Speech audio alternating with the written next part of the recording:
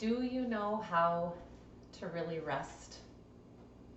It sounds like a silly question. You'd think it's innate to all of us since, of course, we have to sleep every day in order to survive. But that doesn't mean necessarily that we're sleeping well, that we're getting the true restorative effect of our sleep that we need to get. And even in Shavasana, which is this sort of resting period that many yoga practices will offer us, we might be fidgety, unsettled, we might be physically uncomfortable, maybe something's pinching, maybe we can't breathe into our breath space to the fullest. So I wanted to take time to really delve into some of the ingredients of rest and some of the ways that we can support ourselves. I think a lot of us might be good at doing that, say for children, knowing what it would take to help them prepare for bedtime or their daytime nap, and to be successful. But I don't think we put that level of thought into it for ourselves. And I'm hoping that this little time together will start shift your thinking towards how you can support yourself and really get what you came for when you're going to rest. So I'm surrounded by a variety of props. Some of them you can't even see yet. And some of the first things I would say are more about creating the environment. So number one, turning off any devices, ringers, telling the people of your life, please don't interrupt me. That's really powerful, that setting of boundaries out there also kind of defines it within your being. It's like your inner self hears that. I am not available, I'm tuning inward. So you might also light a candle, light incense, or you could put essential oils in a diffuser or a boiling pot of water. I have some water on my wood stove that I'll often add some essential oils, often ones that are helpful for breathing, eucalyptus and things like that. But you can also specifically use something like lavender that is known to create a more relaxed state. And of course, it's just deeply personal. You could even put some of those on your chest, for example. Best to use a little bit of a carrier oil, just meaning some other olive oil or grapeseed oil or coconut oil, anything, because essential oils can be a little bit harsh on your skin, especially sensitive skin around the neck and face. So after you've created that, what music would suit you? Or would there be silence and just the gentle listening to the space around you? It might depend on whether it's winter or perhaps summer and the windows are open and you're able to hear the sounds of nature. But I encourage you to think about the kinds of sounds that always make you soften and sink. So it might be the sounds of water, for example. And I've listed some possible music tracks on Spotify that you can take a look at and just see if they suit you in some way. Our body always knows. So notice the effect in the body and you'll know if you've hit upon the right thing. So additionally, what are you wearing on your body? You don't want to be wearing anything tight.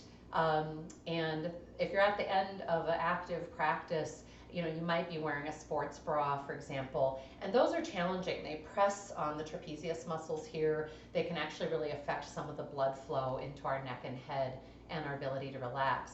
So if you have the option of taking any of those restrictive items off before you're coming into your resting state, I really recommend it. I'm going to recommend that you also have a pair of socks handy, because while we're doing an active practice, socks may not be helpful or comfortable, but when we go into a resting state, having the feet covered is very helpful. We might also have handy a eye sack. People call them different things, but they're usually filled with seeds or like buckwheat hulls or rice. And you can even put essential oils actually on the ingredients of your eye sack or pack. And then you lay it onto your face once you're laying down, so that the weight of the sack is onto the eye sockets, but there's no uncomfortable pressure onto your nose. So, make adjustments until it feels good. But something about that pressure into the eye sockets says, again, we're going inward, right? We're not about to open our eyes and see what's going on around us or move on to the next thing. Additionally, I like having a scarf or maybe a comfy throw that I can put over myself for warmth, but even if it's a, say, warm day or evening, having something light, particularly that covers the chest area, is again very kind of nourishing. I have talked to more people over the years when we've just casually been talking about sleeping who have confessed that even if it's hot, they have to have the sheet up onto their chest or they cannot sleep. It's like we feel somehow exposed subconsciously. We don't feel, again, womb nourishment. So some sort of light item, or heavier if it's going to be cool in the room that you're doing your resting shape in. And then you can see I have a variety of supportive tools, and that's because I want to create options for you at home with what you might have available or when you're on vacation somewhere. A lot of people enjoy having a bolster, but again, not everyone owns one.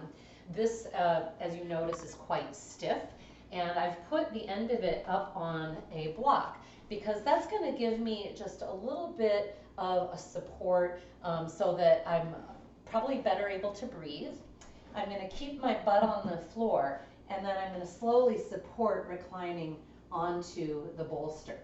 I might keep my knees bent. Some people eventually enjoy straightening them. And if you do that, take it out to a bit of a V. Get those hips and feet out of that normal path of motion that you've probably had all day. Similarly, we want to rotate the palms open if possible.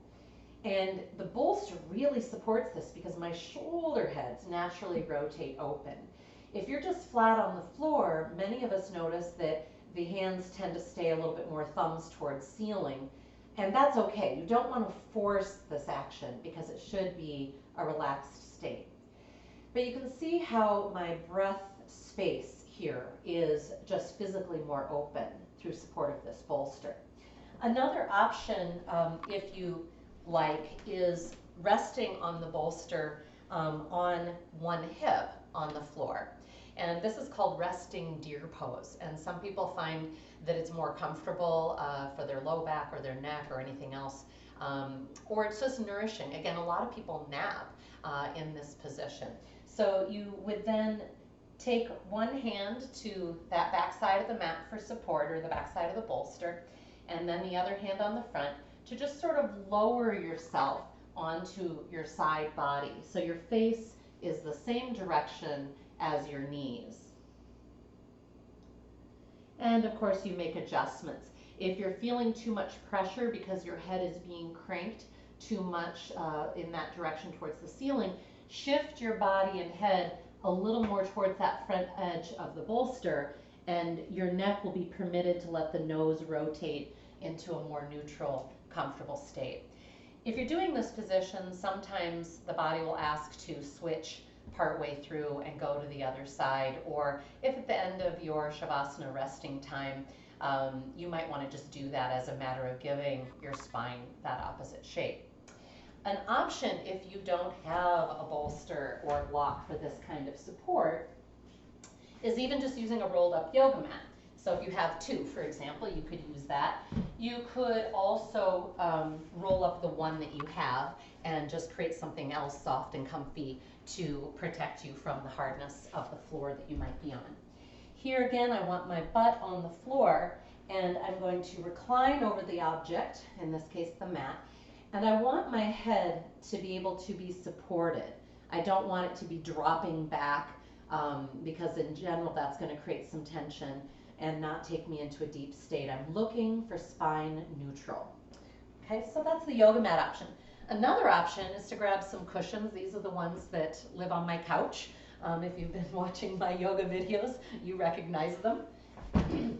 And so this is going to be a little more amorphous. You're going to have to figure it out depending on how thick your cushions are and so on. But again, I've got my butt on the floor and I'm reclining to either kind of mostly flat or a little bit of my head being above the heart. And what I don't want is my head being pushed so that my chin is pressing towards my chest.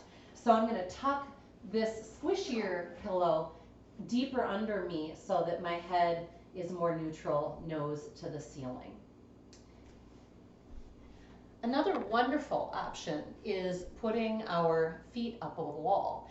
And this is a very classic thing that you can do even after a long work day. Maybe it's not bedtime, you're not trying to really prepare for sleep. Maybe you even haven't done a yoga practice, but you recognize that there's compression in your spine, maybe a feeling of swelling in the legs. This is a wonderful technique for relieving some of that. And again, there are some options and versions that I'm going to share with you. Number one, we always will rest a little bit better if we have a little soft something kind of filling that space between the floor or our mat and the neck itself. Again, it has to be usually quite small. So I've taken my little throw here from the couch and I've rolled it up so it's just a low roll. If you've got a really soft down pillow, and I mean soft, my favorite one is like 25 years old, so it's really squished. You can kind of fluff up just a little bit of it under your neck. Another thing I'm going to show you here before I go into the initial pose is the option of taking a strap, and you can use an official yoga strap or a scarf of some sort as long as it stays kind of tied, and you can loop it around your thighs just above the knees.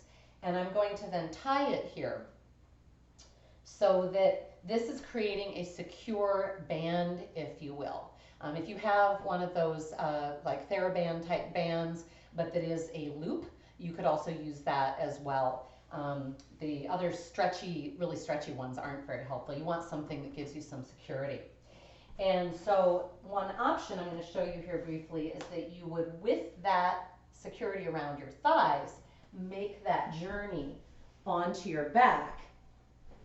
Pretending, for example, I have a wall here, I would have swung my legs up onto the wall like so.